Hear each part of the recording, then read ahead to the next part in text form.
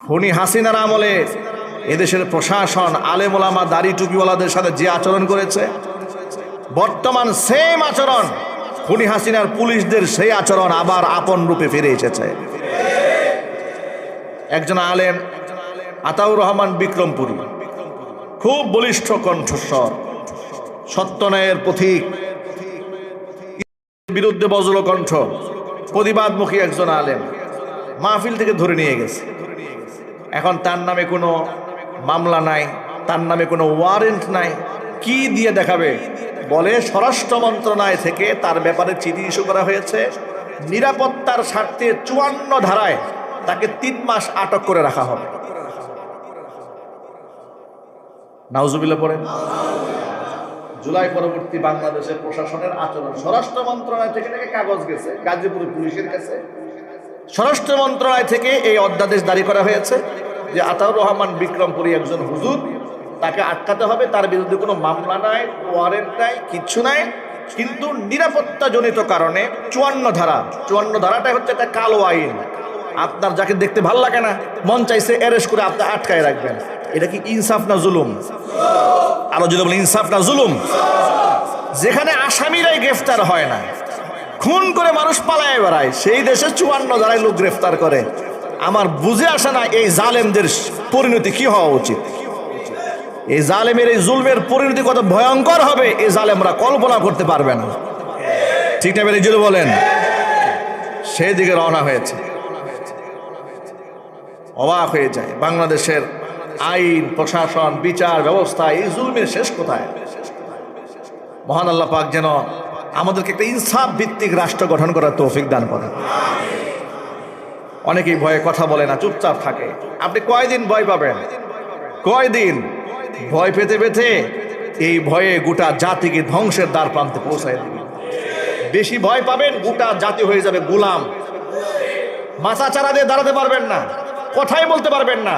সুতরাং দাসত্বের শৃঙ্খলে আবদ্ধ হওয়ার আগেই যারা এই রাষ্ট্রের শত্রু, দেশের শত্রু, সার্বভৌমত্বের শত্রু যারা, সাম্রাজ্যবাদী যারা, এদের গুড়া আগেই কেটে ফেলতে হবে সাহসিকতার সাথে।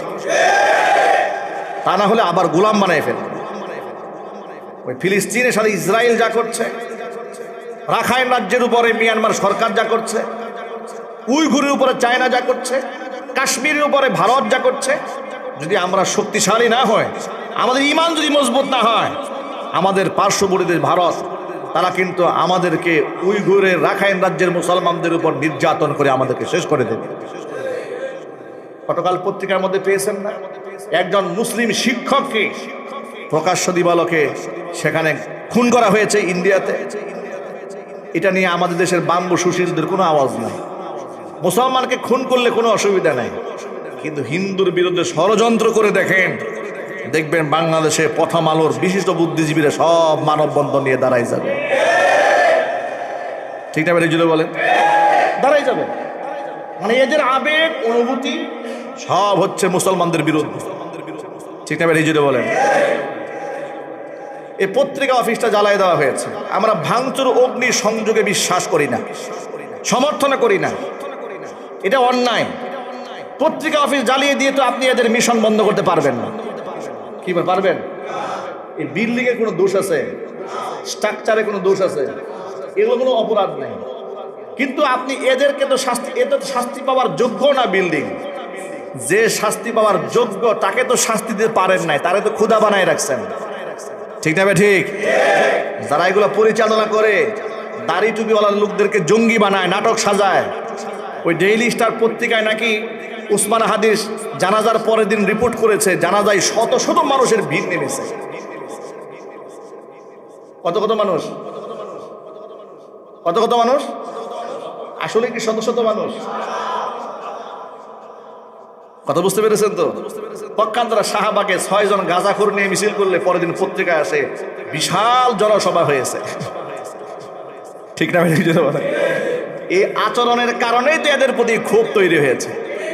আমরা তো কোনো সংবাদকর্মী কিংবা সংবাদ মাধ্যমের বিরুদ্ধে বলি না, স্বাধীনতা থাকা উচিত।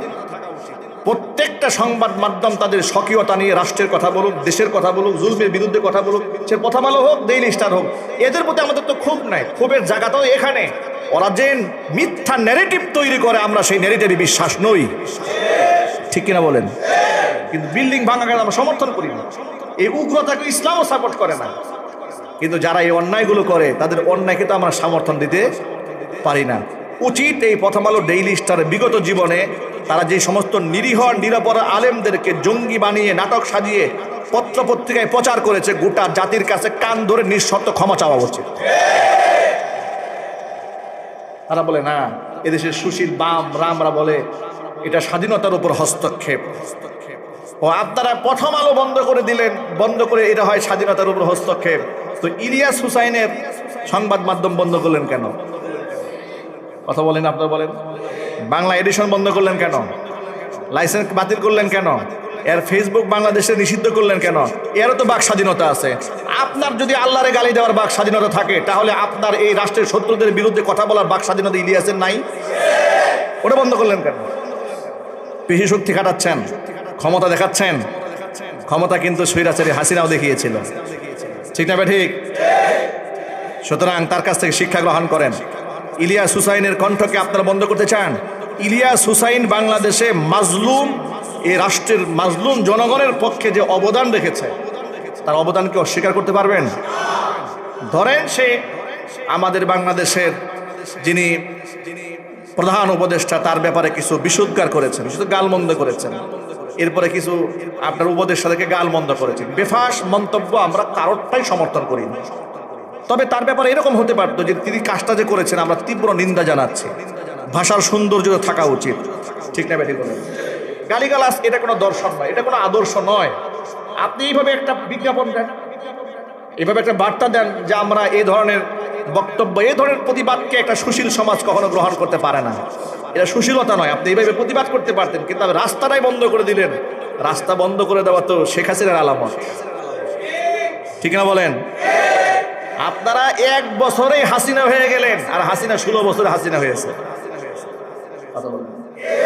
হাসিনা কত বছরে হাসিনা হয়েছে? 16 বছর। আপনার 1 বছর হয়েছে, তো আপনি হাসিনার চেয়ে উৎকৃষ্ট হন না, আপনি হাসিনার চেয়ে নিকৃষ্ট হয়েছেন। ইতিহাসে আপনাদের নামটাও লেখা থাকবে, টেনশন নিয়েন না। ইতিহাস কাউকে ক্ষমা করে না।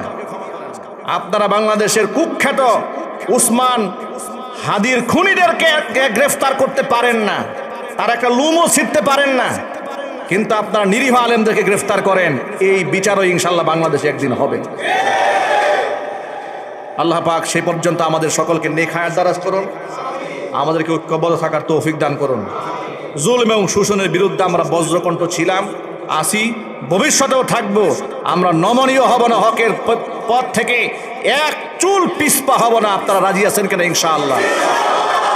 আল্লাহ কবুল করেন, জোরে কোন আমিন।